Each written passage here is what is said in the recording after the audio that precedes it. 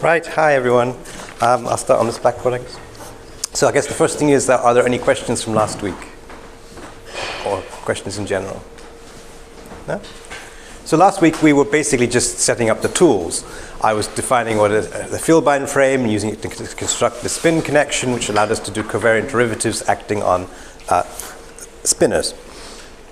So the reason for doing that, of course, is to allow us to write down something that might be called a supergravity. So the next thing is to let me actually convince you what supergravities look like. So I'm calling this the guess.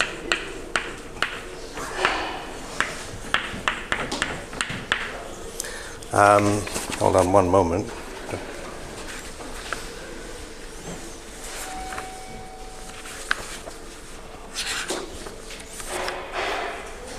Yeah, I killed that minus sign. All right, anyway, the guess, and I'm going to do it in d dimensions. And I'll write it out like this first.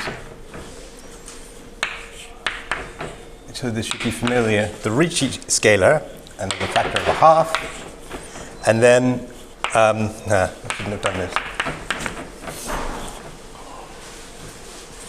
Psi bar gamma mu, psi mu, gamma mu nu lambda, d nu psi lambda.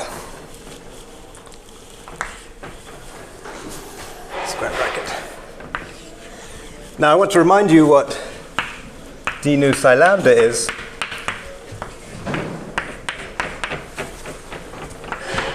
We added this term, which we now understand.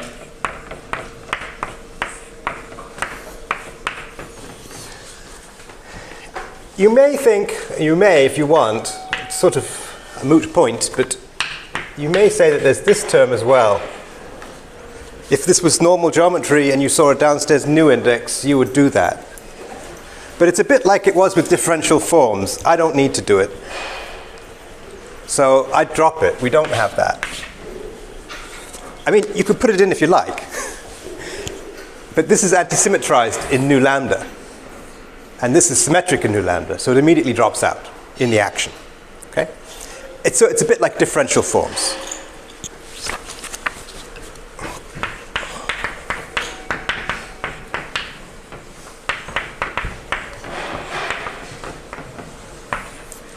Where if I told you you had a field A mu, then d nu A mu is normally this. But if I told you this was a differential form, you wouldn't bother with this connection. That was the whole point about differential forms, because it would drop out of the form bit. Yeah? It's very similar. And in fact, you can think of psi as a spinor valued one form.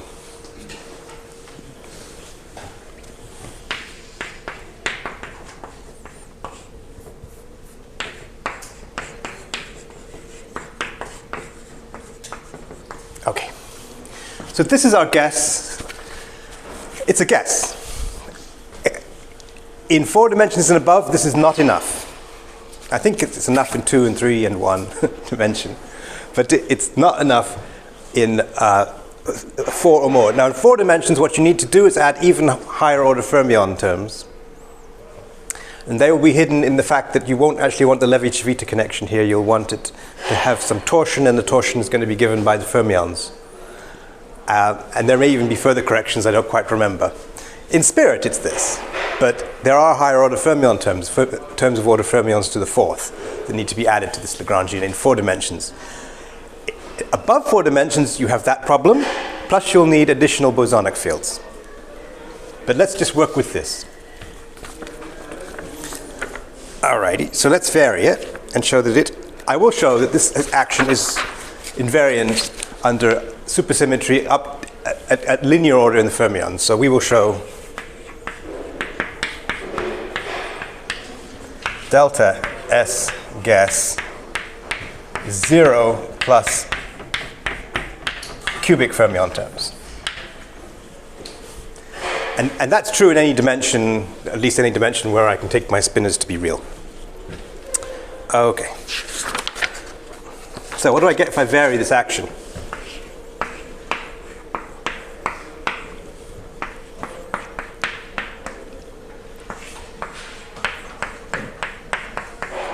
So hopefully we know how to vary the first term. It's going to give us r mu nu minus 1/2 g mu nu r times whatever the variation of the metric is. Yeah?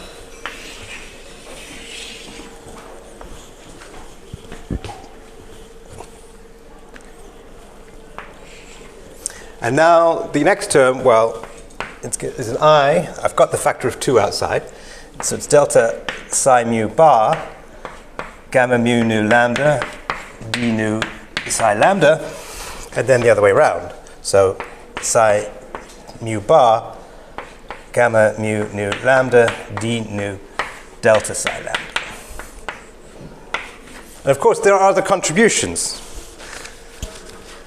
I haven't varied the Christoffel symbol, well, the spin connection guy sitting in here. Because if I did that, that would be cubic in fermions, right? There's already 2 fermions, and it'll just go up even more. And similarly, I fear, this root G out front would also give me a cubic fermion terms if I varied that. And that's the stuff I'm not worrying about. So it's a little bit of algebra to see that the bottom 2 lines are the same. So I'll just quickly do that.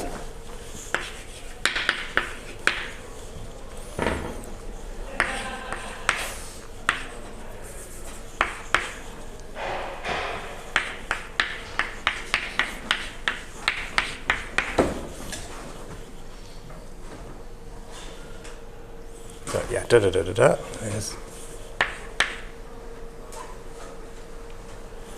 So first I can flip them around.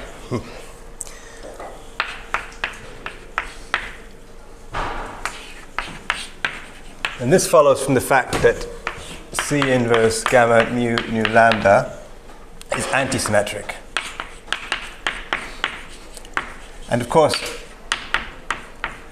I'm taking in this action the fermions to be anti-commuting variables, as I do in quantum field. Later on, we're actually going to take the fermions to be, well, not the fermions per se, the epsilon's commuting, but that's for a different reason. This is antisymmetric, you know this tricks. There's an easy way to do this, and there's a hard way to check these things out. So the hard way is whatever way you choose. You just have to use the definition that gamma mu,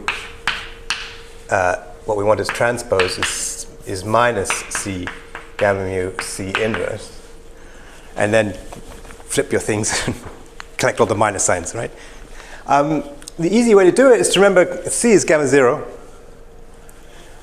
And again, signs don't matter for this. C is gamma 0.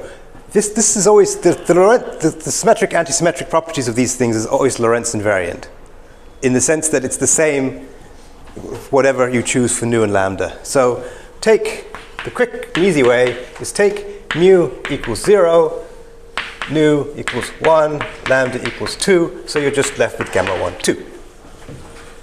Right? Because the gamma 0 will kill the C. Gamma 1, 2. Gamma 1, 2 is, it's antisymmetric, right? Because they 2 and they anticommute, so it's 2 symmetric things. You swap them, change your order, they anticommute. And then you can do it you can do it this way. This is the long way, and then you'll see it works because it doesn't matter on the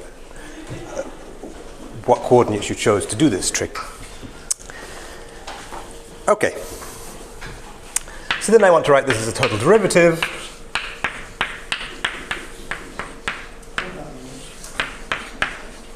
Nope, that's not right. Yes, that is right, sorry. Minus the thing that I didn't want. So that would be minus psi bar gamma mu nu lambda d nu delta psi nu.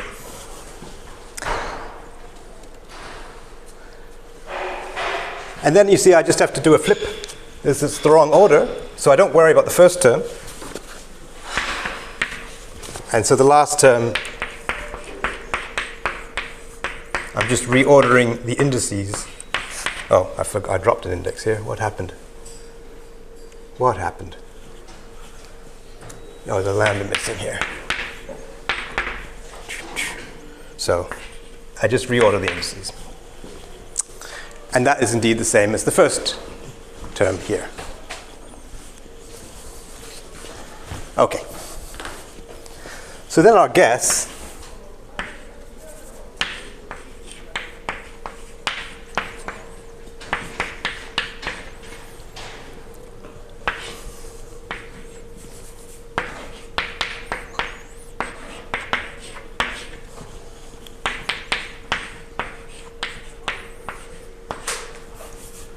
the Einstein-Hilbert term.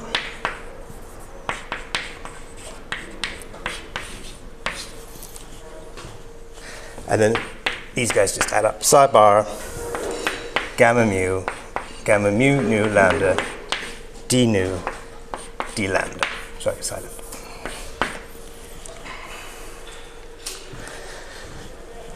So now I have to manipulate this second term.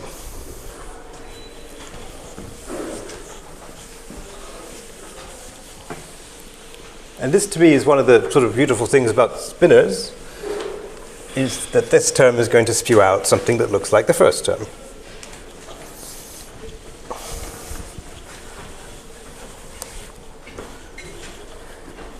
So,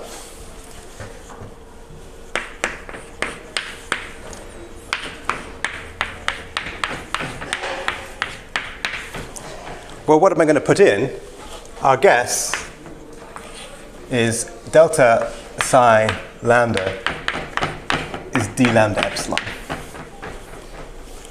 That's our guess. So which was delta psi lambda, is I psi mu bar gamma mu nu lambda d nu d lambda epsilon. Well, we've looked at things like this. This we know is going to be given in terms of the Riemann tense in spinor languages. So here I would get R nu lambda, well, let's do it this way, rho sigma gamma rho sigma epsilon.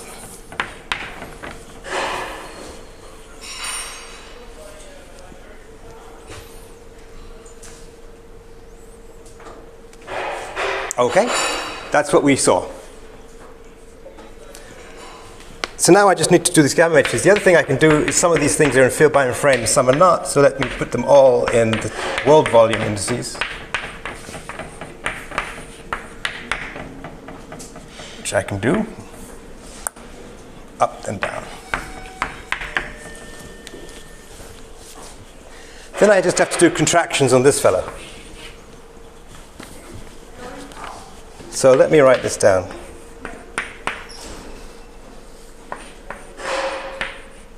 So again, this can take you a lot of time, or you can do it quickly. So first, there's the possibility when all these guys are different. Yeah, so you just have to expand this out in the basis of gamma matrices that are antisymmetrized. Yes. So mu, nu, lambda, rho, sigma. That's the case if all the mu's and nu's and lambdas and rhos are different, then this is equal to that. But then there's the cases where they're not different. One of these guys could equal one of those guys. So it could be eta lambda rho, and then you'd be left with something like gamma mu nu sigma. How many of terms like this are there going to be? Well, nu could equal rho, or nu could equal sigma. So that's 2. But then you could also have nu equaling rho and nu equaling sigma, or mu equaling rho or mu equaling sigma. So there's 3 times 2 such terms. I can't write the number 3 for some reason. I still can't write the number 3.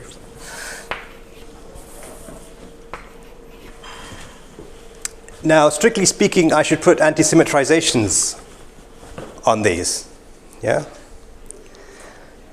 I'm not going to do that. because it's a bit painful because I have to antisymmetrize in mu nu lambda and rho sigma. And that's painful to write down. Bear in mind, it's not so bad because this thing is multiplying nu lambda at least and rho sigma. So that's automatically going to antisymmetrize on rho sigma. So I don't have to worry about antisymmetrization on rho sigma. Yeah, that's automatic because it multiplies this r. So I could at least get away with this. That would be correct enough. And then the last term is when two of these equal two of those. And again, there's going to be how many? Well, 3 times 2, right? Because you've got a choice of here, that. And then, actually, it's 3 times 4, I think. 3 times 2 times 2. Right? I think my notes are wrong. It won't matter. Yeah. Okay, so it's 3 times 2 times 2. And then you'll get something like what? Well, eta rho lambda again, and eta, let's say, nu sigma. No, my notes are right, sorry. It's 3 times 2. You pick one of these guys. No, I'm confusing myself. Let's leave it like that. 3 times 2 times 2. It's inconsequential. Okay, and again, I have to do all the antisymmetrizations. Oh, and of course, there'll be one gamma left over. And again, it's got to be antisymmetrized in nu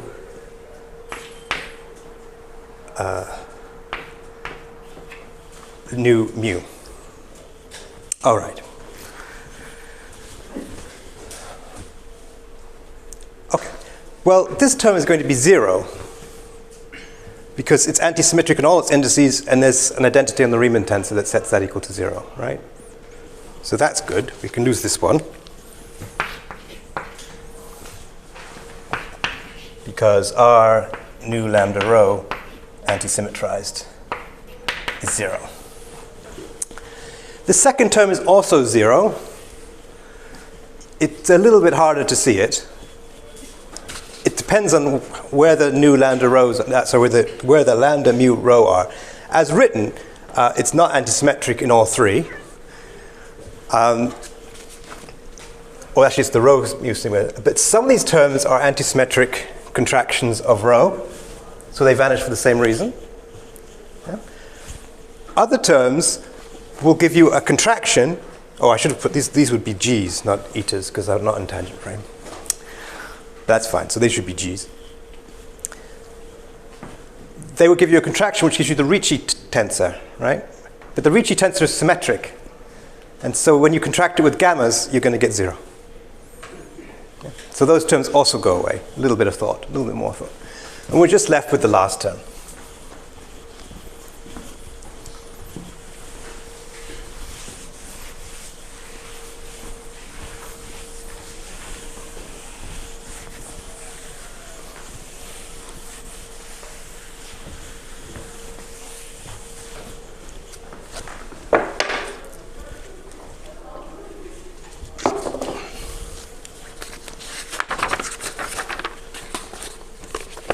So the second term, or the last term, it's gone. I just rubbed it off. Okay.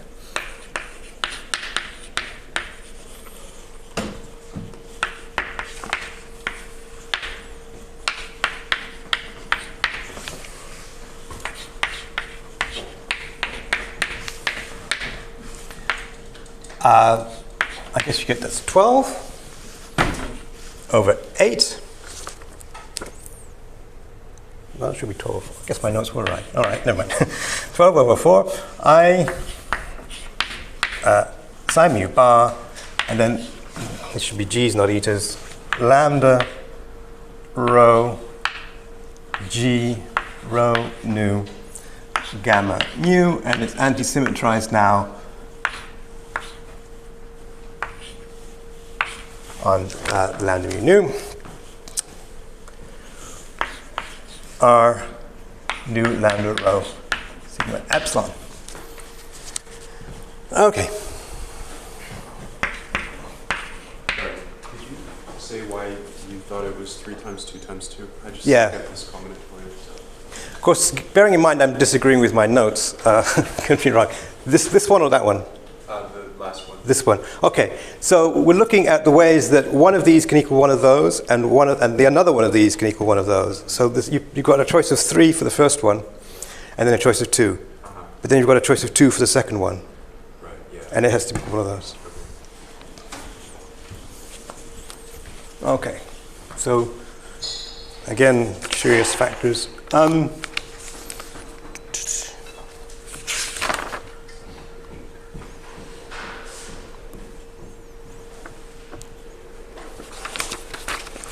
Okay, and a quarter. Yeah. All right. So that's 3i. So let's think about ways that this goes. I can have a contraction of the following type, and there's 2 possible ways for this. And then there's 4, so there's 6 possibilities in here, right? And so 2 of them are where, what is it? The mu is sitting in a G, and the other ones are where the mu is not in a G, right? And so this is going to give us, I claim, this combination.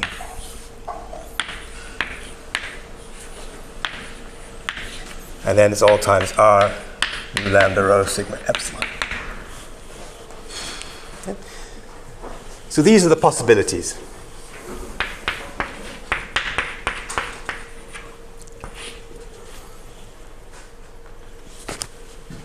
I claim the first one is just going to give me minus 2 gamma mu times the Ricci scalar.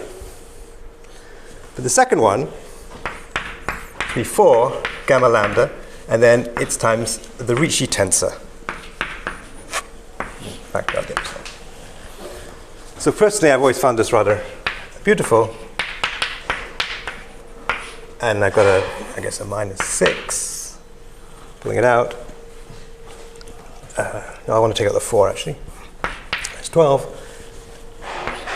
R lambda mu minus 1/2 G mu lambda R lambda epsilon. So you pop out the Einstein-Hilbert variation purely from spinorial calculations.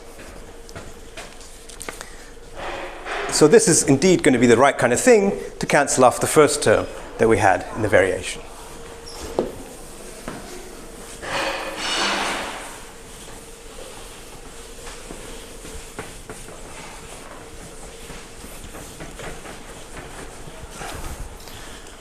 So this can cancel off the Einstein-Hilbert term.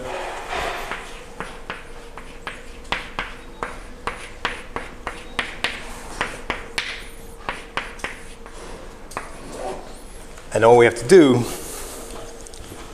is take delta G mu nu to be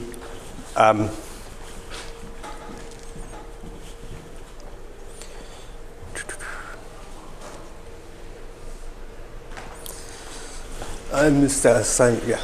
Sorry, where did the gamma go? Sorry? Where did the gamma go? Yeah, that's what I just realized myself. I'm missing a gamma lambda there. And I guess in fairness, these should be upstairs indices.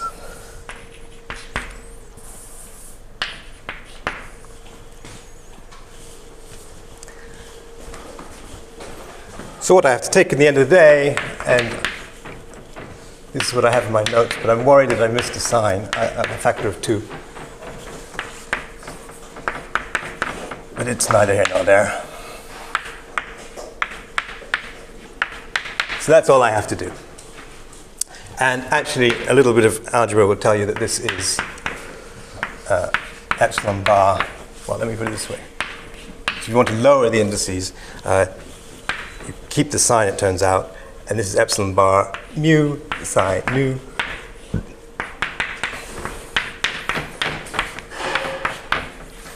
So that should do the trick. Or if you want to go back to the vielbeins, which we'll be using a lot more going forward, This is delta E mu nu minus I over 2 epsilon bar gamma nu psi mu.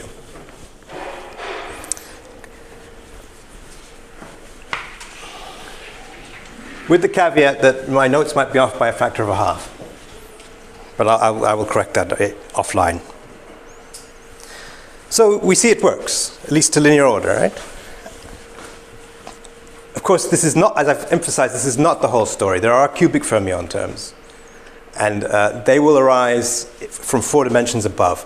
If below 3 dimensions, there's no cubic fermion terms. Do you know why? How many components does a fermion have in 3 or less dimensions? It's got 2. So you can't construct, and since it's anti-commuting variables, you can't construct cubic fermion terms for a real spinor in 2 dimensions or 3 dimensions. So you're saved. But in 4 you can, and indeed you need to, and that was what was brutal about this first demonstrations of supergravity back in 1974 or something with Desa, and I've got the authors in the notes. And in fact, very famously, they couldn't prove it either, the cubic fermion terms. They had to use dare I say it, and they even say this in the abstract, they had to use a computer to do the algebraic manipulations for the cubic identities. Of course, nowadays, you guys probably wouldn't do this like this at all. You'd just whack it on the computer to start with. But that's not the way I work. But anyway. Yeah. And then that spawned a whole industry of supergravity in 4 dimensions. And there was various formulations to do it properly. This would be called the so-called second-order formulation, which is the most familiar to normal general relativity and causes huge problems in the cubic fermion terms. They introduced what's called the first-order formulation, where they went to the Palatini-type action, and then that was still very problematic, and then finally they landed on the so-called 1.5-order formulation, where you half-treated it like Palatini and half like... Anyway, it's been done to death by people who've spent much more effort on it than we're prepared to do it. So we have is supergravity. What does it cause for problems? It's just... It's just annoying. Is it anything more than that? Well, you're speaking to someone who's never really done those calculations, I have to say. But I believe they're horrendous to show it by hand, which is what they had available, or this computer program. And I can believe it's horrendous. That's to say. And I don't even know how they managed to do it, which is the next topic, is in 11 dimensions. 10 and 11 dimensions. That was a really great tour de force. So all I hope to have convinced you here is that it kind of wants to work, right? It sings. There is a very, very natural extension of gravity to include fermions, as we've discussed. Yeah? So in higher dimensions, with the more spinor components you can have, the more terms you add. So does that mean you stop at quintic or something at 11? I don't actually even know how high it goes up. It could go as high as quintic. So in 11 dimensions and 10 dimensions, each of these spinors has 32 components. Well, yeah, let's say 32 real components, right? So you could, in principle, have a fermion term with the 32. Okay, but is that the logic? Yeah, I mean. So what turned out to be powerful at the time was to use superspace and put it into superspace geometry. And then if you're very au fait with that kind of calculations, you just have to... So there's a beautiful story. You can derive 11-dimensional supergravity, which is the maximal one, by simply looking at superspace and solving the supersymmetric versions of the Cartan constraints, like, which are basically variations of I've defined the curvature, so the curvature has like Bianchi identity, and of course I have to include torsion. You would just have to solve those constraints, and that leads to supergravity in superspace. So it's somewhat just algebraic, but also not easy. Okay, good. So this is end of chapter 1. Are there any questions on it?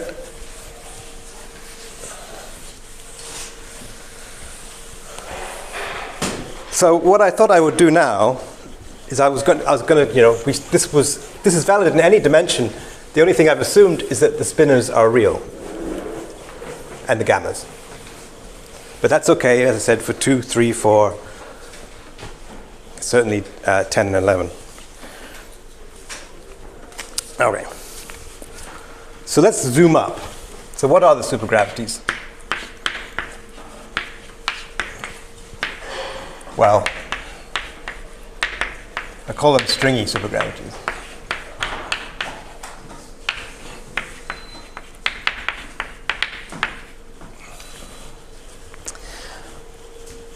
Of course, you can do supergravity in 4 dimensions, and people do that for phenomenology, for example, for MSSM and supersymmetry breaking and what have you, and various phenomenological applications. Because of ADS-CFT, one is now interested in supergravities also in a variety of dimensions, for a variety of different reasons. But we can't focus on all those things, so I wanted to talk about what I call the supergravity, the stringy ones, which are the ones that exist in 10 and 11 dimensions. So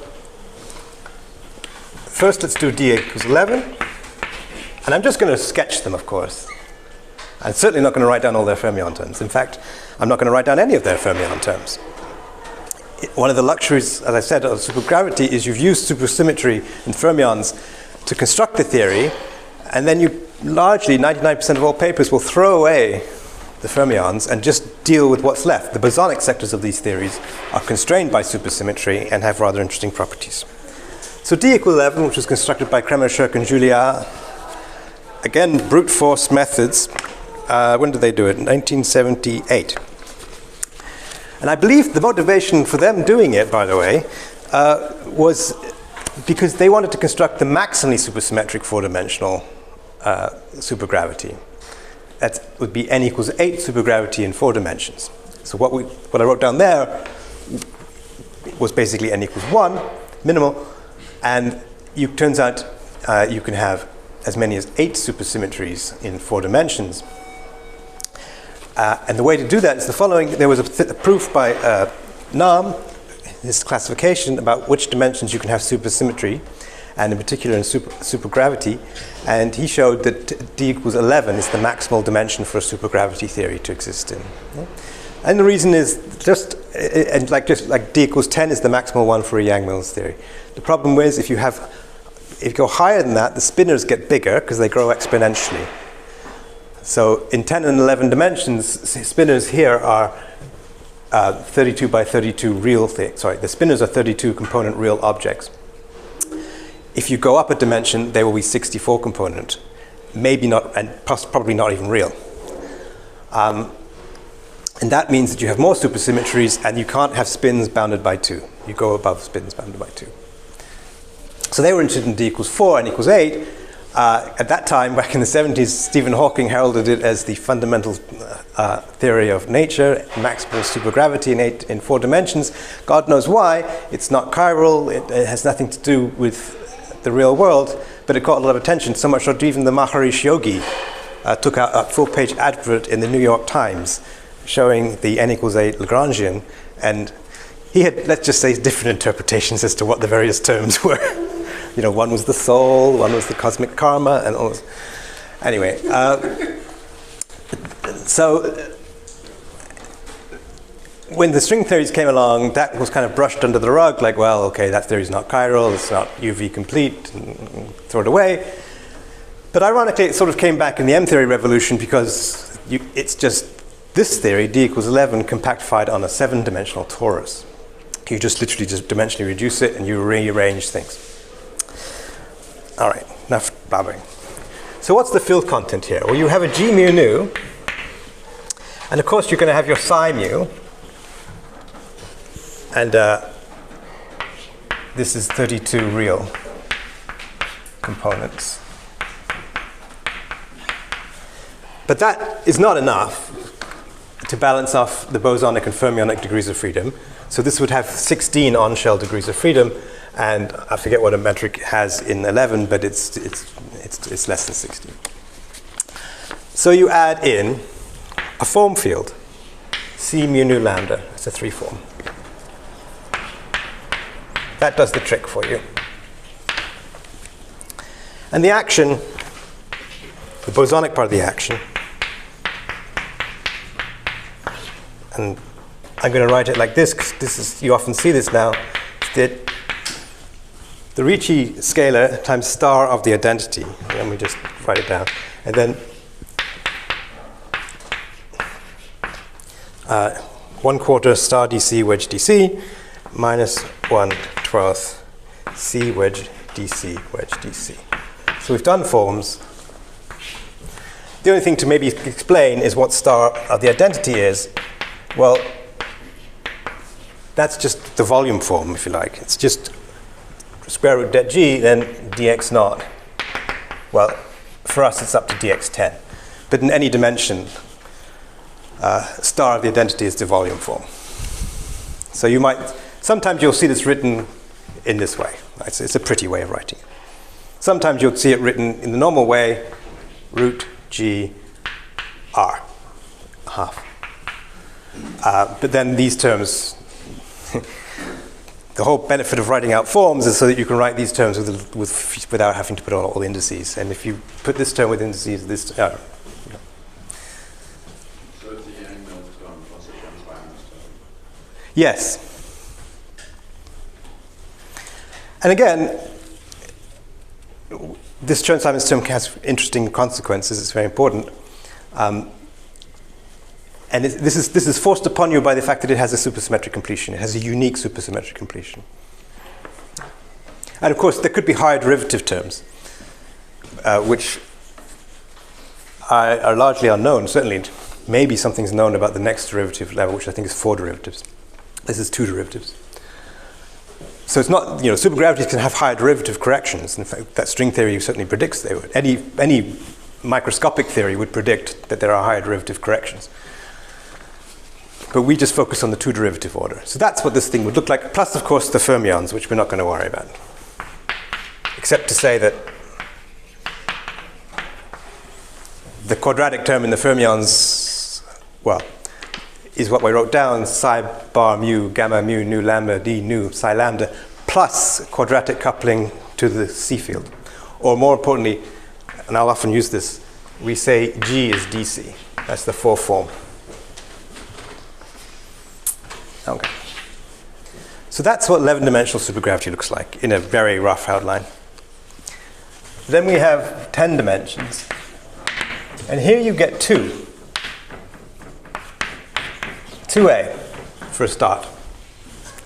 Well, 2a is 11D supergravity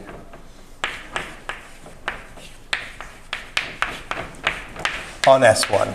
So that means you take one of these directions, and actually at this level, all you do is you pretend that nothing depends on that direction. You set d by dx10 to 0. The physics argument is you're saying it's not that you're saying that x10 is compact.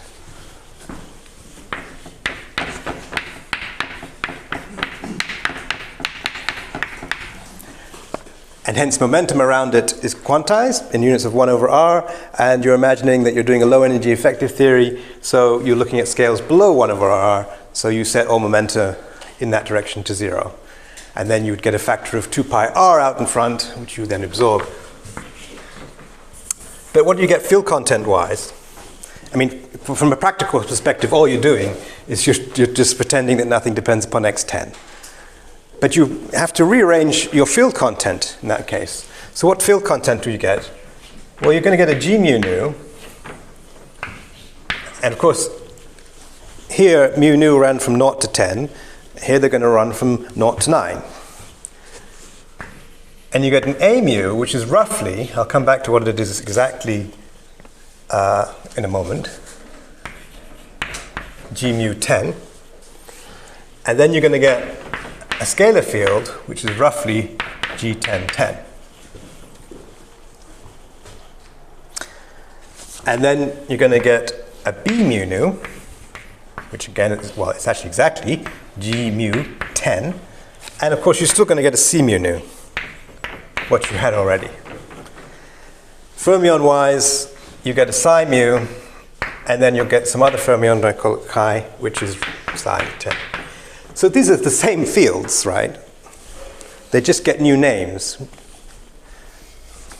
And they're rather awkward because there's 1, 2, 3, 4, 2, 3, 4, 5, 6, 7, 8 fields where there was only 3 over there. Okay. And, well, what do I exactly mean by this? This is what most common ansatz you see for how you do the reduction.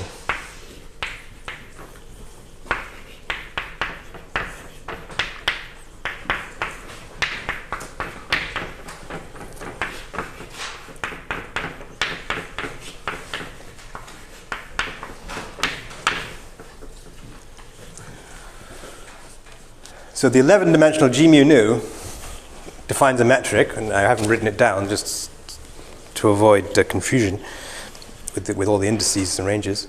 It's written as e to the minus 2, 5, or 3 times the 10-dimensional metric, and then e to the 4, 5, or 3 times this extra direction, which one is implicitly assuming to be periodic. This is a choice, I should say, of how you parameterize the 11-dimensional metric in terms of a 10-dimensional metric, and some, fancy word here would be U1 fibration.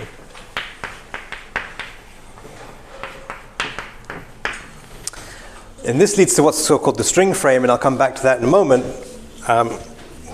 What does the action look like? And again, it's just schematic. So there's an e to the minus 2 phi bit. And that's 1/2 r star the identity. And then there's some numbers here, d phi wedge d phi. So that's just a standard, well, roughly speaking, it's d mu phi. You might worry about the signs, we'll come back to that, but because there's an exponential out front, it's all okay. It's just, and then there's 1/4 star dB wedge dB, and then if I can get down, then there's another term which is has no exponential out in front, and that's the remaining stuff. So that's 1/2 star dA wedge dA. It's 1/2, and then there are these nasty bits that just follow. It's dc minus a wedge dB. This follows from the fact that the metric is not quite simply diagonal when a is not 0. So there'll be cross terms when you reduce. And then you get the Chern-Simons term. So don't worry too much about writing this down. I thought about not including it at all because it's just a big thing and what do we do with it? But I think for completeness it's good to mention it. And this is in the so-called string frame, which is to say that means this parameterization of the 11D metric in terms of a 10D metric. So, and I'll return to the string frame shortly. Well, maybe not shortly, but later. Because of course I could have put, roughly speaking, Lorentz invariance tells you that it's going to have some function here times the 10-dimensional metric plus some function here times the U1 fibration bit. You could have changed these powers of phi. And you get different answer down here. So is the 11D background you wrote a general solution, or is it a specific solution that can be reduced into the 2A? It's a class of solutions. So, well, of course, I could always write an 11-dimensional metric this way. Yeah, that's just a definition, if you like. I mean, I could do the inverse thing and tell you what the fields are in terms of the 11-dimensional metric. But the one thing that's an assumption here, of course, is that this is the case. So not every 11D metric can be written that way because not every 11D metric has a U1 isometry. But if it does, then it can. So it's a subclass of all 11-dimensional geometries. Okay. But you get it from this one. In a relatively straightforward way. Of course, the details are annoying and important. So So when I referred last week to the paper that almost made me strangle Peter West, he was one of the people that did this calculation in full glory and forgot to write down in which frame. Was it in the tangent frame or was it in the world frame, were all his spin connections and such, and it turned out, of course, that they were a mess of both. But that was how it was constructed. It was constructed, I mean, historically, as I said, there was four-dimensional super-Yang-Mills, and then they went, in some sense, they went straight up to t equals 11, because that's the maximal one, so they could go down to d equals 10, d equals 4, and get the maximal one in d equals 4. And then string theory came along and said, hey, wait, d equals 10. It's d equals 10. We should all be working in d equals 10. There are supergravities in d equals 10. So this was 2a. Fairly easy to construct, because you just took the 11-dimensional one and went down in a circle. A much harder one to do is the so-called type 2b. So this was again constructed by Peter West and Paul Howe from King's and John Schwartz by quite a tour de force, which required superspace. So this one. Oh, good question. So the 2 here corresponds to how many supercharges there are. So it's twice the minimal. So in d equals 11, you have one supercharge. There's one spinner, epsilon, a generator you might call Q, and it's a spinner, so it has 32 components, 32 real components. If you go down to 10 dimensions, if you look at the supersymmetry algebra, you can impose a Weil condition now on your spinner. So you still have it's 32 by 32 and real. Sorry, the spinners are 32 component, and they can be real. That's the Majorana condition. But then you could also impose a Weil condition, so that gamma, the analog of gamma 5, gamma 11 on the spinner is 1. So there's a, and I'll come to it, there's n equals 1. So then you can have n equals 2, but you can have it 2 different ways. So that's way number 1. I should have said this actually, thank you. So this fermion that I wrote here is what you might call it, it's real, but otherwise it's a Dirac fermion. It has both components, both chiralities. It's not chiral theory. This theory is chiral. It's 2b, you have 2 spinners, but they're of the same chirality. So what do we have? We have a g mu nu. There's a scalar a, and a scalar phi, so it's 2 scalars. Actually, that's a pseudo-scalar, if you want to be fancy.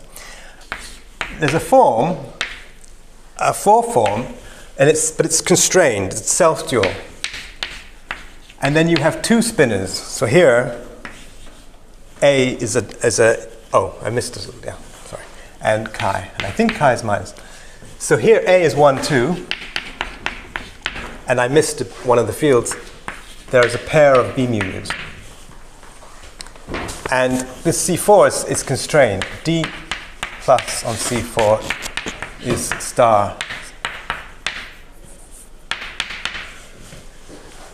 So it's constrained. So DC4 is a 5 form in 10 dimensions, so you can impose self-duality. Yeah. So this came out of superspace.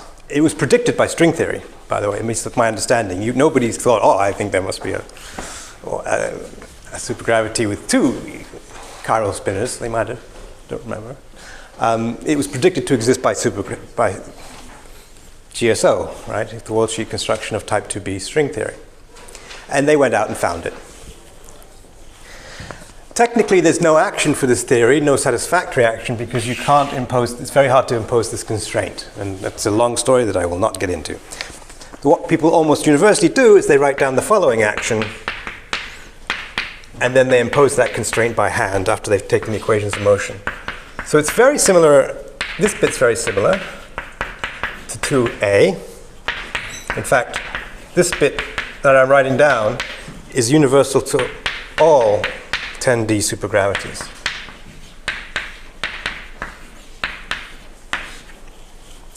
And then there's a bunch of stuff. So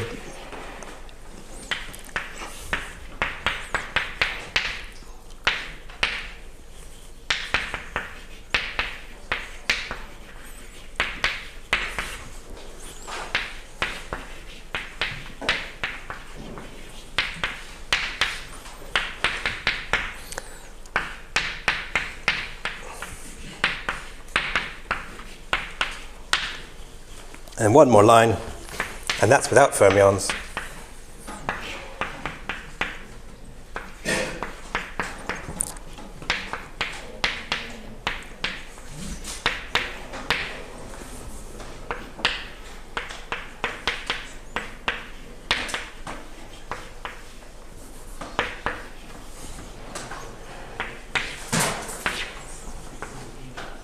There's a star out front.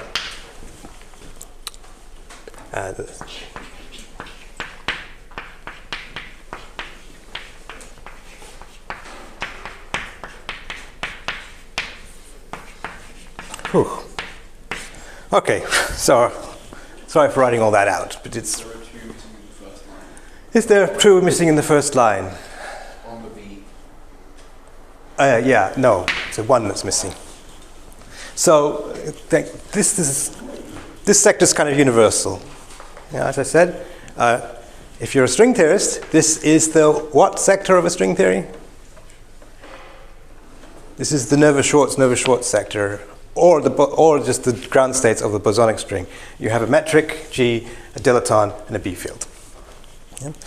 All supergravities in 10 dimensions have those fields. The next line is the stuff that comes from this other stuff, which is these fields A, C, and the second B are called Riemann fields from the string theory perspective. From supergravity, they're just this. So there's a scalar field with a normal kinetic term. These are just mixings, but this is the kinetic term for B2. Here's the kinetic term for B1. And then the C field has this kinetic term, although, as I've said, that's strictly speaking not true. But it's good enough for most papers on the topic. So the most surprising thing about this action is it has another symmetry which you didn't ask for, but it came.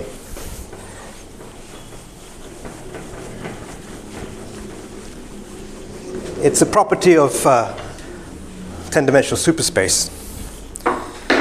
So, by the way, often you write tau is A plus I e to the minus phi. What does this symmetry do?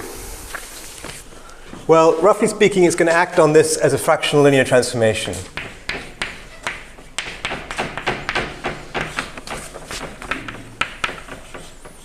So there's two scalars, and if you combine them like this, you get a fractional.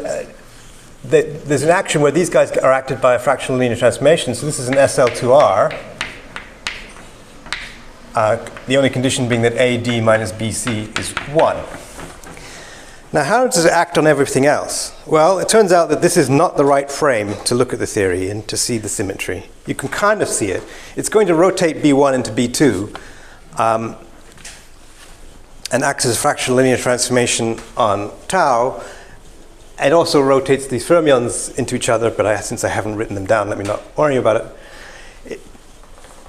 So I've been using the word string frame. And that's the string frame is so called because when you write down the Einstein-Hilbert term, it has this coefficient of e to the minus 2 phi. When you normally discuss general relativity, you don't have a scalar field multiplying this. Yeah? Or, I mean, you might. Sometimes it's known as a Brans-Dicke field. But typically, we don't do that. So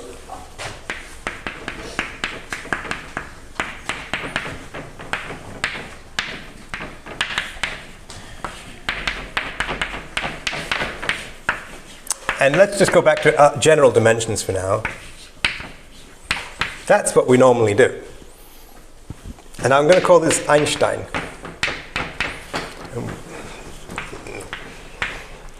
We have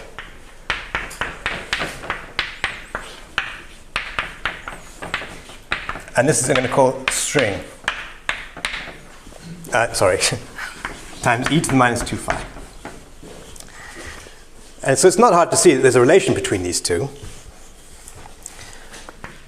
The string frame metric is a conformal factor, and the number is 4 over d minus 2 phi times the Einstein frame. If you put this in here, it'll convert this action into that action. plus dot dot dots. The dot dot dots will be how all the other fields reorganize themselves, and you'll get terms involving the gradient of phi. And yeah, so these are two different frames that one often talks about. Why? Why did I ever bother to introduce the string frame? Why didn't I always work with the Einstein frame? Well, if you go back to string theory, string perturbation theory is an expansion in powers of e to the 2 phi. And you write this term down because this comes from the genus 0, the sphere, in string perturbation theory. So it comes with, this is a 1 over g string squared term. And the other stuff doesn't have an e to the phi power. And that's because it's coming from this Riemann sector, and that's actually a different order of string perturbation theory. Yeah. And then, and so it goes. So this matches the string world sheet better. This is the metric that you would see if you were to compare a supergravity calculation with a string calculation. You should use the string frame. This is the metric that would appear in the string sigma model. However, if you're more gravitationally based, you might want to switch to the Einstein frame, where you have a simple Einstein-Hilbert term with no dilaton factor out in front. I won't bother to write down what this action looks like in that frame. It's, of course, not radically different. Oh, I keep moving. But it's in this frame that this symmetry is most naturally realized. So I told you it's fractional linear. That doesn't depend on the choice of frame. But in this frame, you find the symmetry would be that G Einstein mu nu is invariant. And then our two B's rotate into each other.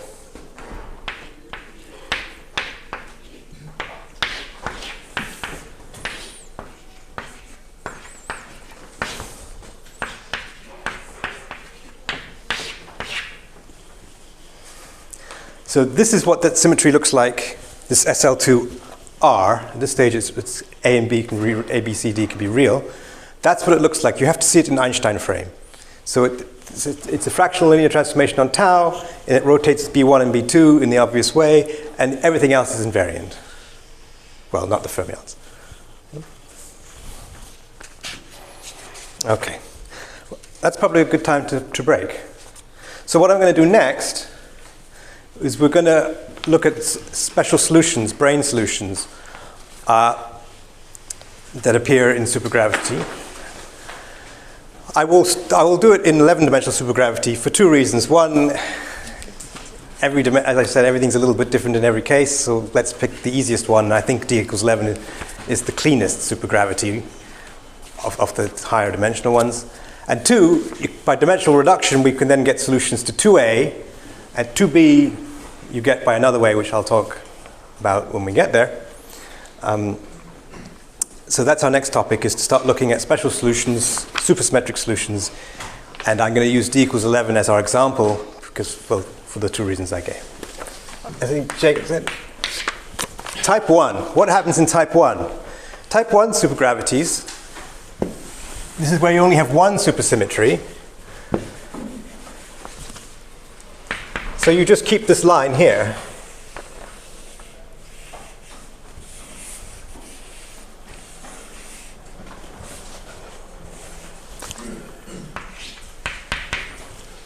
The rest goes. But you also have the possibility to add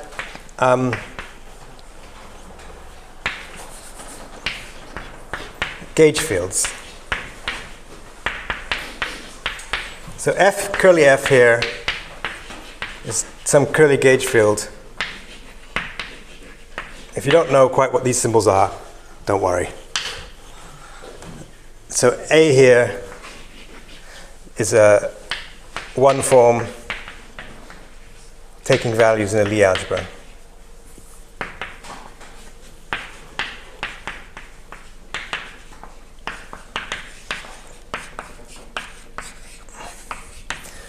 So the field content is a G mu nu, a phi, a B mu nu, the universal sector of a string, and then you have a gauge field A mu. Fermionic-wise, you have C mu and only one chirality, a chi, I think it's the other chirality, and then you'll have Lewinnos, if you like, superpartners to the A's, which also take values in the Lie algebra. So their actions will look like that. They've got the universal sector and a Yang-Mills sector coupled to them. These are anomalous because they're chiral fermions in 10 dimensions. So there's gravitational anomalies and there are gauge anomalies.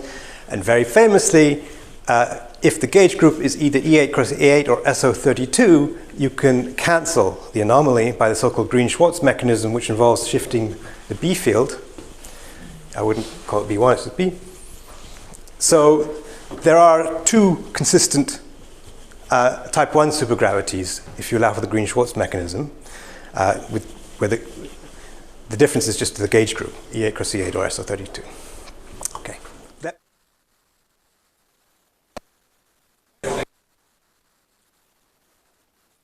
So next topic is going to be B solution.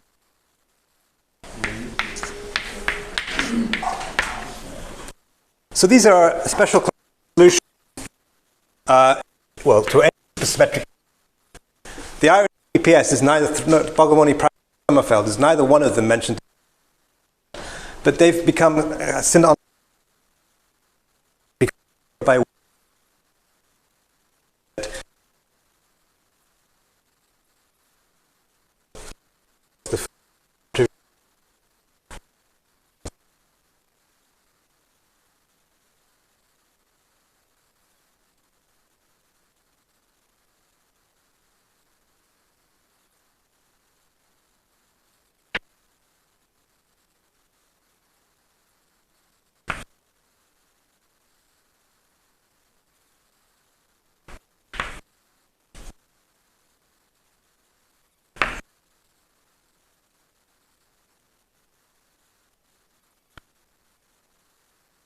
observe.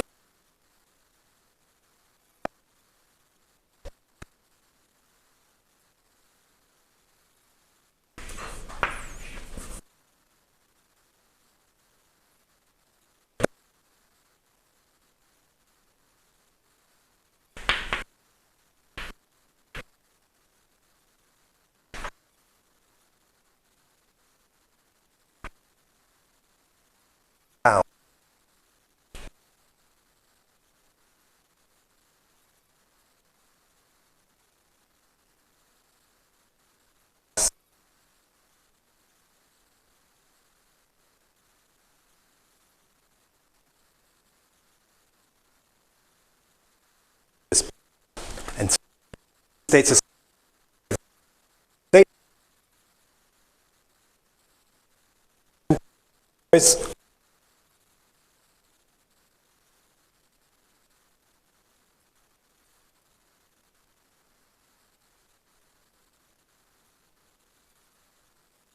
zero. Supersymmetry, well, the supersymmetry variation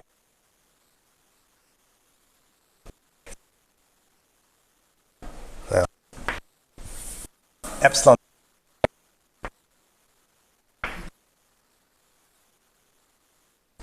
What's not guaranteed is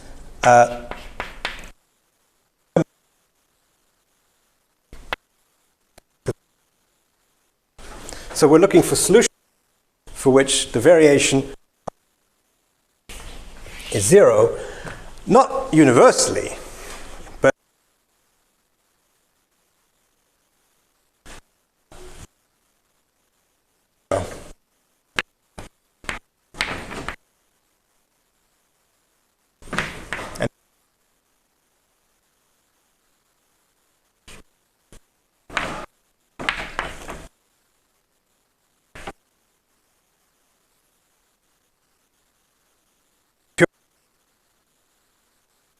just to stop.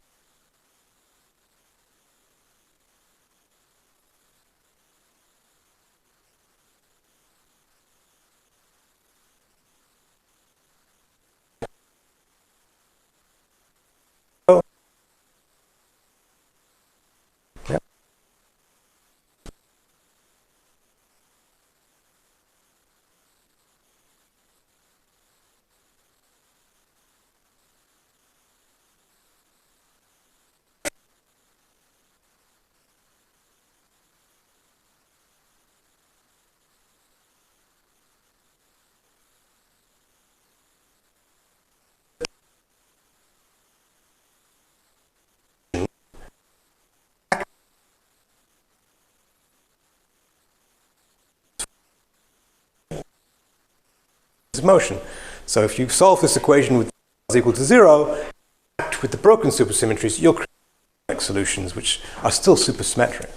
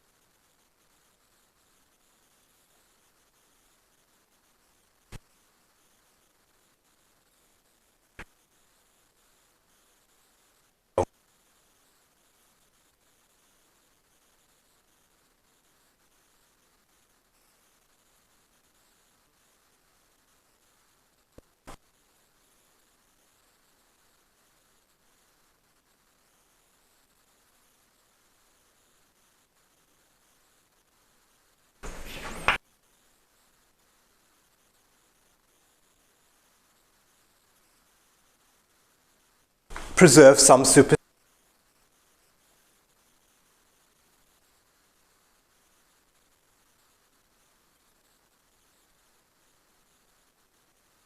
Epsilon. Any epsilon function.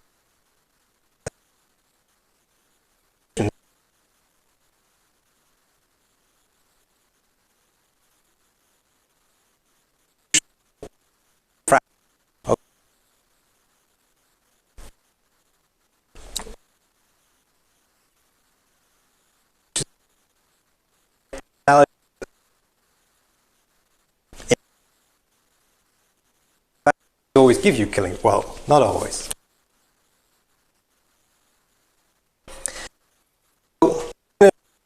Time is of the form of some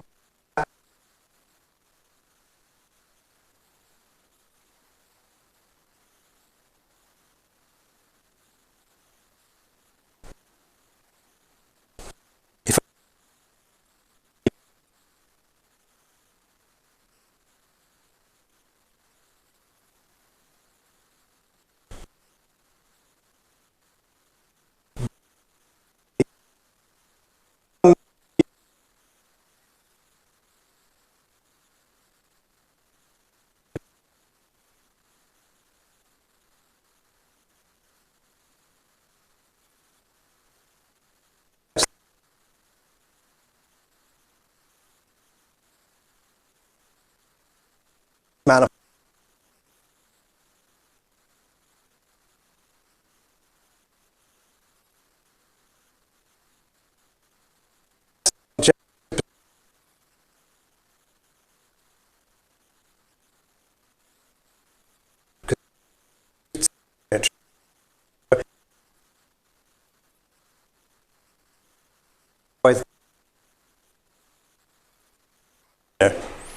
From a mathematical perspective.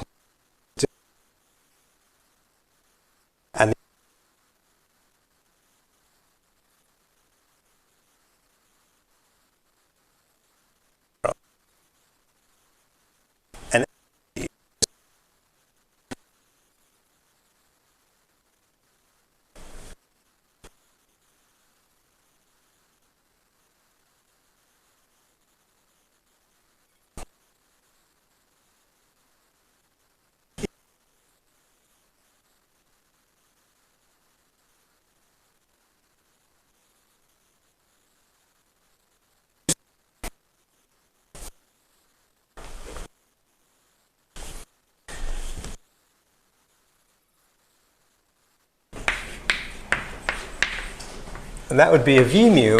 And if I did this, that's too strong. This is not a killing vector. This is too strong. A killing vector is this, symmetrized. And we know that that leads to symmetries of your manifold, right? So if you have a killing vector, x mu goes to x mu plus v mu is a symmetry. So of the space-time, of the space. It's just a Euclidean space. Here we have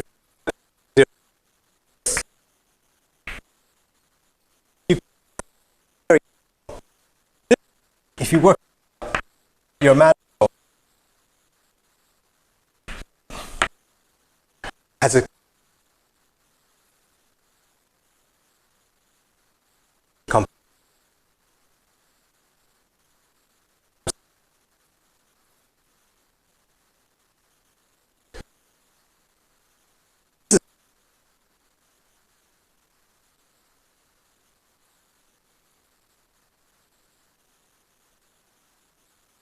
however,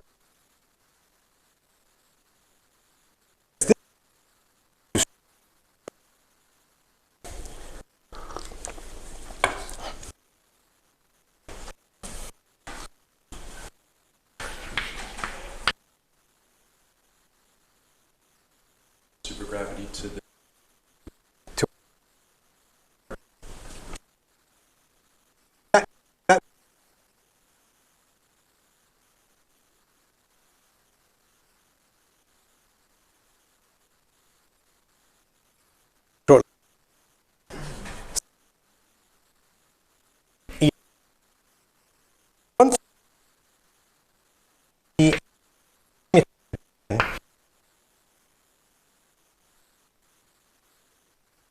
I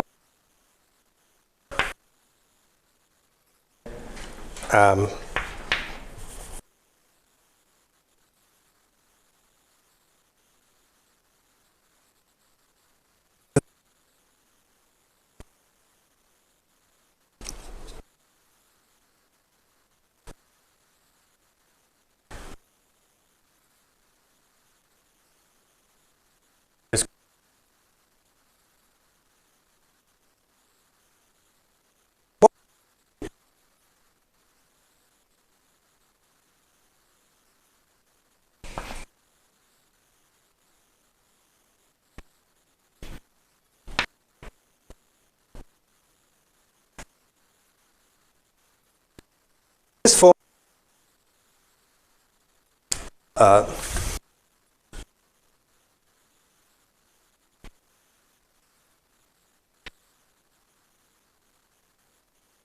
in the group of rotations in your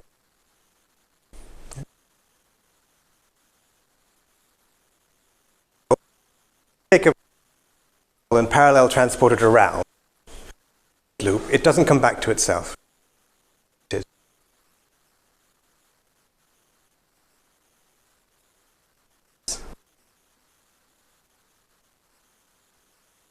By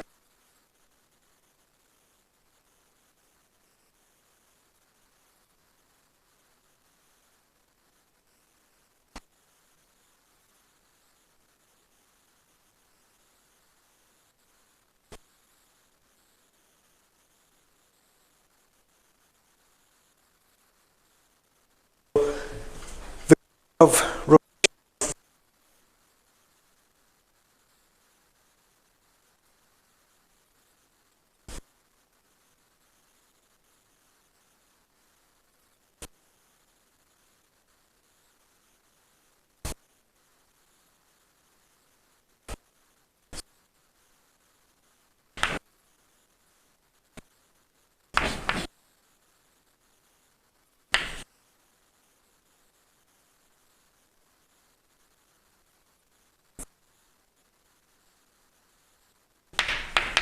this is called the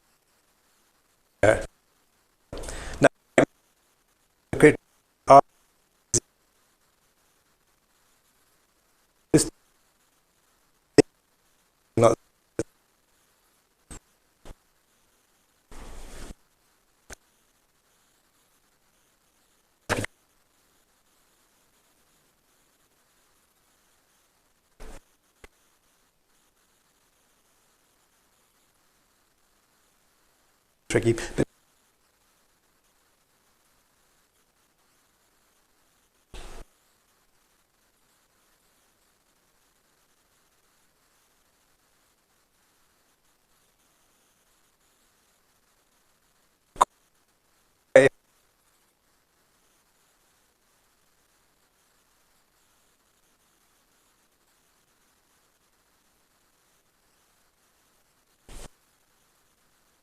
But do it.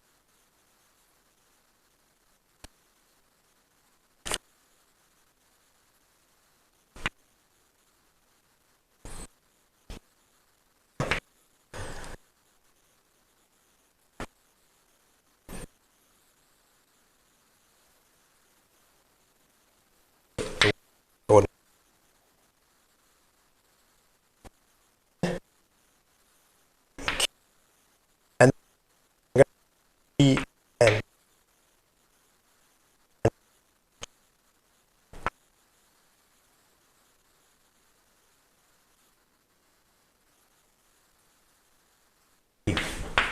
On eta.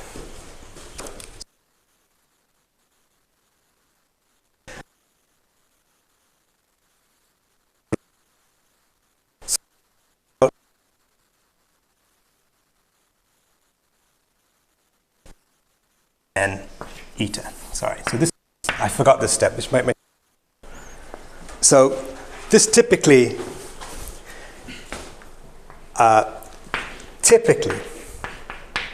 but not always.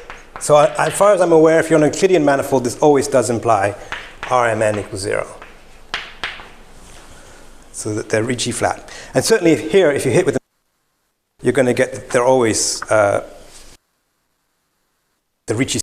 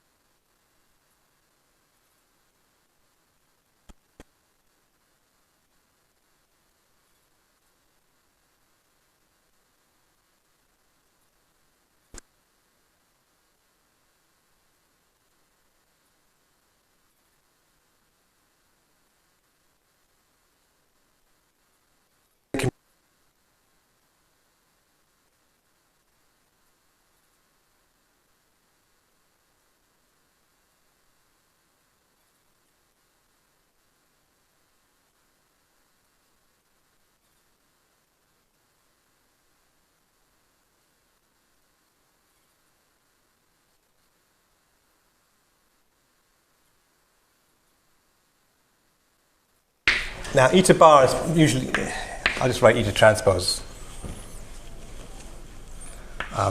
Here again, the devil of the what dimension you're in exactly, what your spinor conventions comes and bites you. This is what you'd get. Because they're a Euclidean manifold, you don't expect gamma 0, but you may not have real spinors on your manifold. So in 6 dimensions you don't. So there are more indices that I don't want to talk about you. This is sort of spiritually true, if you like. You can build these tensors.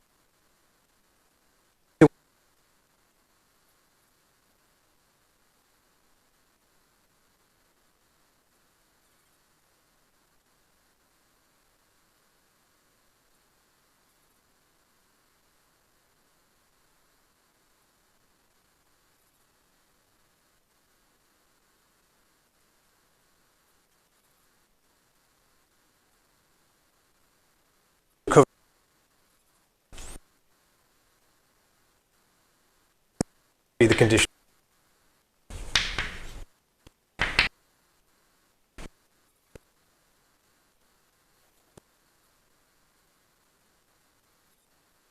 E flat.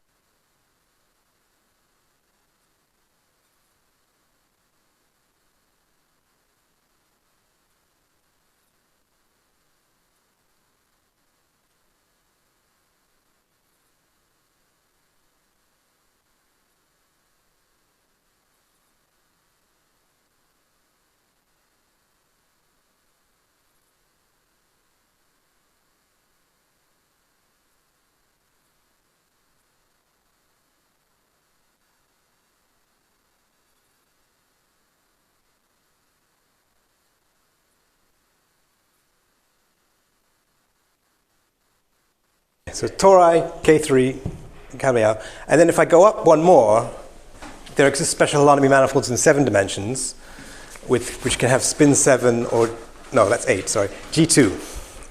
And then if you go up to 8, you have spin 7. And there's this Berger list. But what I find fascinating is they come from this very naive, like, okay, let's look for the solutions. We've developed all the technology just based on physics, and you get this beautiful classification, which people are still very much actively working on, coming out of this rather elementary equation. Okay. So what I wanted to look at, and which is good for the purposes of 11-dimensional supergravity, don't know why I wrote that, is let's try to construct what I consider to be the simplest possible special holonomy manifold. I don't think people would normally call it special holonomy. But technically the way I've defined it, it is, and that's a plane wave.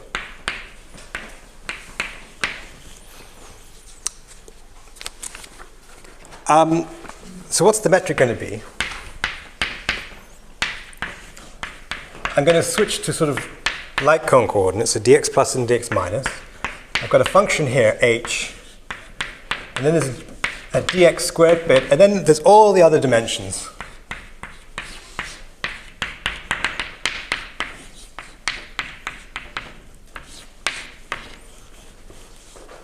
So if h equals 0, that's just flat space in light cone.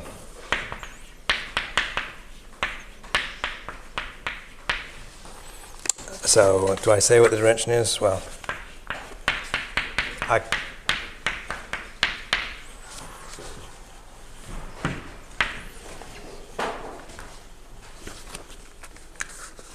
and this h in general is a function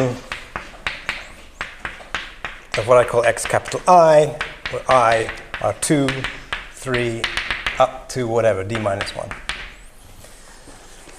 So this is called a plane polarized wave, a PP wave. So let's show that it has a covariantly constant spinor. Yeah. So what are my vielbein frames? And I'm going to use the formal language as an E minus. That's going to be dx minus plus 1/2 h dx plus. And I have an E plus. So you're happy that this is just Minkowski space, but I've not used the eta as in -1, 1, 1, 1, but the bit that's 0, 1, 1, 0, 1, 1, 1, 1, 1. Sally, you have a question? The term for dx plus dx minus, is this plus 2 or minus 2? Here, well, yeah, you're catching up. That I probably meant. Well, since it's this way in my notes,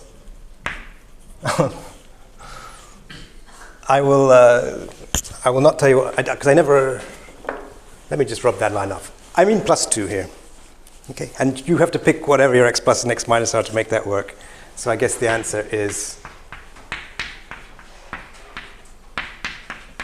that. But we won't use this. Okay, so E plus with the underline. Now this is where I'd like to remind you that the pain of using this underline notation pays off, because now I know that's in the tangent frame index. Oh, that's minus underlined. Yes. Oh, it's minus. Well, okay, that's the backside of this notation. That's a minus underlined, it's not an equal sign. And that is an equal sign, not a minus underlined. Yes. Can you say that again? This thing here is commonly referred to as an equal sign. Yes? It suggests that the left-hand side is equal to the right-hand side. This thing up here is actually a minus sign with an underline on it. Is there another colour you can use on the date? Oh, bugger. I was trying to convince you that this was the correct way, the good notation. Because if you don't have the bar, you won't know what frame it is unless you understood. Okay, well... Do the bar in a different, do the underline in a different colour. Oh, my word. Okay, I thought I had bad notes. Okay, all right. Let's try that. Yeah, that's much better. Okay. I'm here to please. I am your humble servant. E-I...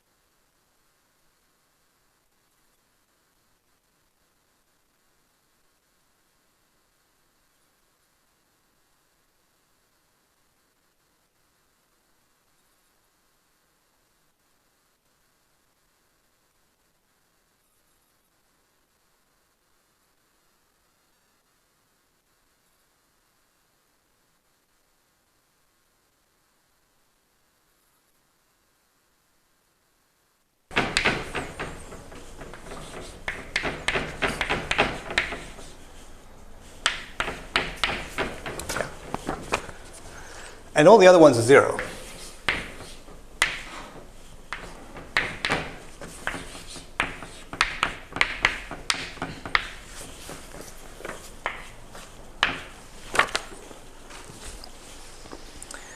So what I need is for this to be minus well, actually, let me do one step before I continue.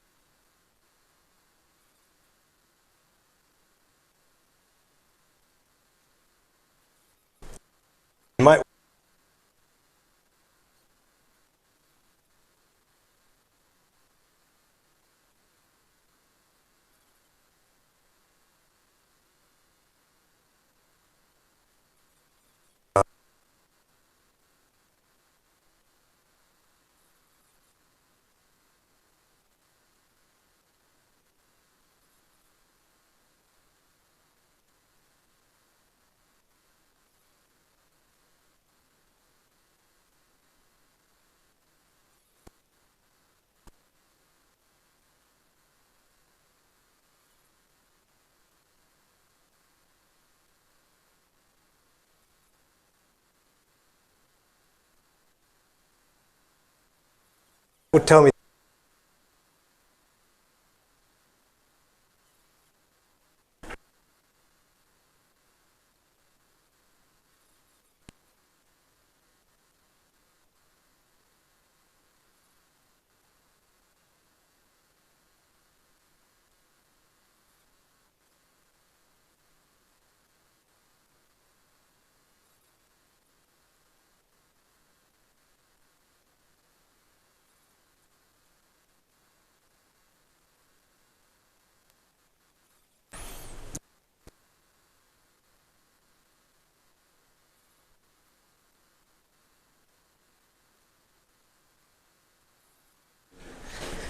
all right. So, our killing spinor equation is now d plus epsilon, and then you get a 1/4 DIH gamma minus I epsilon equals 0, and you want me to put, that just comes from this. So there's a half here, and there is a 1/4 out in front, so that would give you an 1/8, but then you double count, because there's minus I and I minus. The factor at this stage doesn't matter.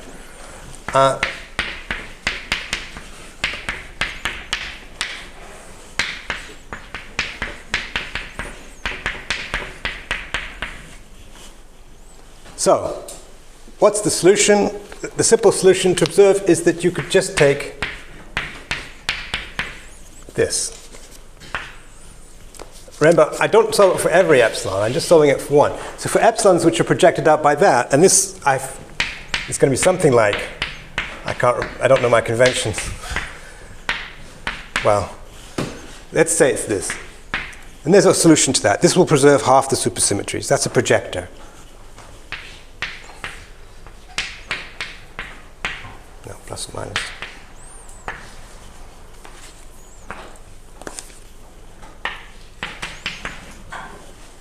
So you take your constant spinors and you project out one chirality of them, and they will solve the killing spinor equation, d epsilon equals 0. Now remember, I told you this typically meant that it's Ricci flat, but that's why I said typically, because no, you have to be careful, because what we saw above was that Rmn gamma n, well, epsilon is 0. Well, our problem here is that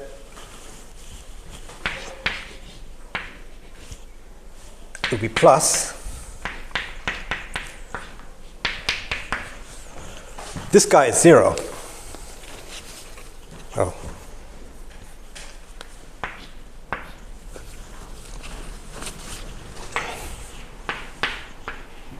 So we don't know what R plus M is. You have to put it in the Einstein equation. So I claim that R plus M equals 0 if and only if di on H is 0. You get the Laplacian in the transverse space.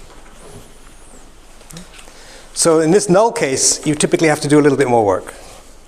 But it's not hard, right? So and this is a familiar plane wave solution, and I've shown you now that it admits a killing spinor. The last few minutes, I want to give another example.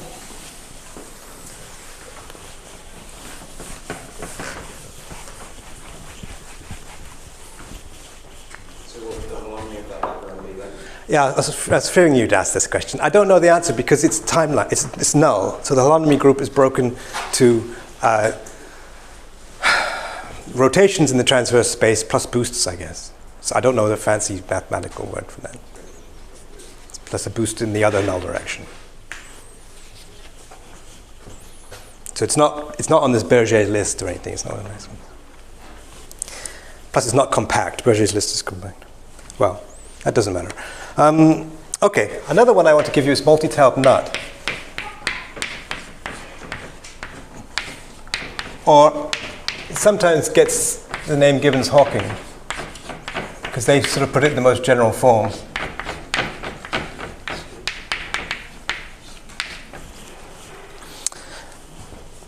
So this is a four-dimensional Euclidean solution. So to put it into supergravity, say 11D, you would need to have your multi-tailed knot, and then you have to stick in the other directions somehow. So let's say this is 1, 2, 3, 4. I put the time in here, and x5 squared.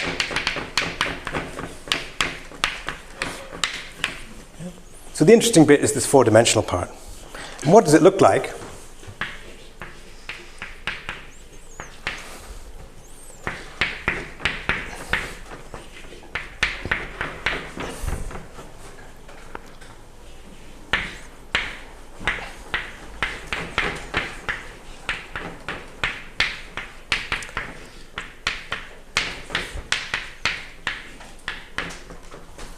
This is one of these metrics that you just have to know and love. Well, once you know it, you'll love it.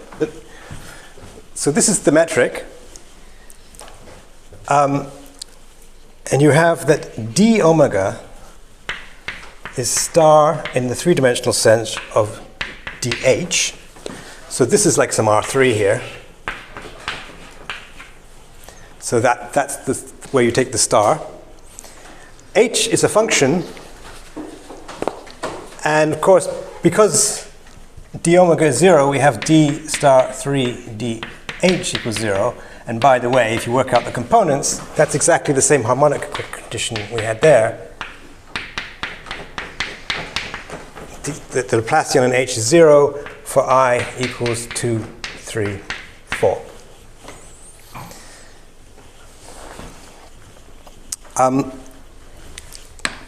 So I leave it as a homework, if you like, to show that this thing is going to admit a killing spinor. It's a beautiful solution. So, by the way, your H would be of the form, say, constant, and then typically plus a sum of source terms. 1 over R. Something like that. You can put a constant here.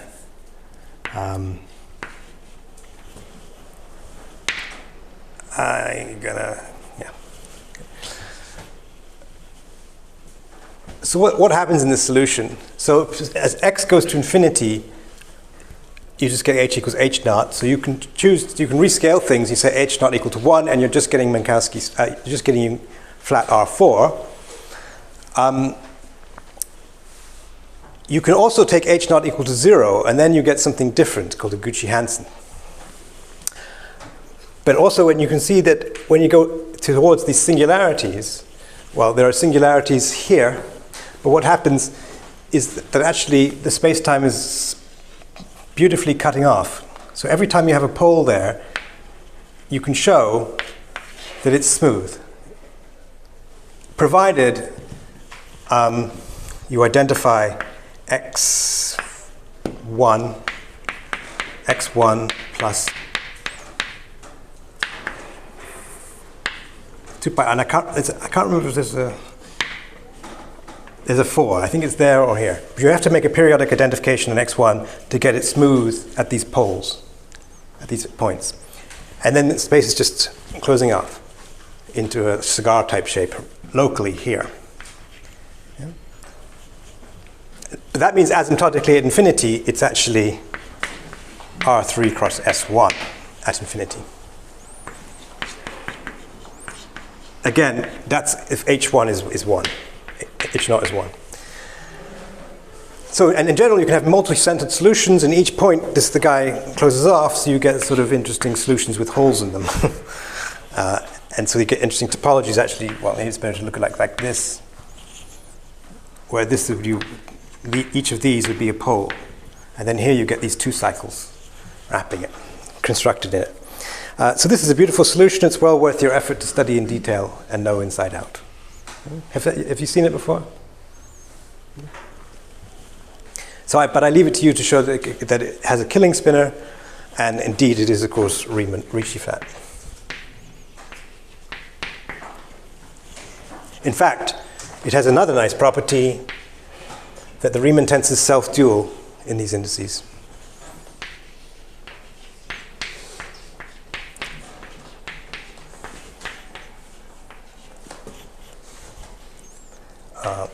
RS.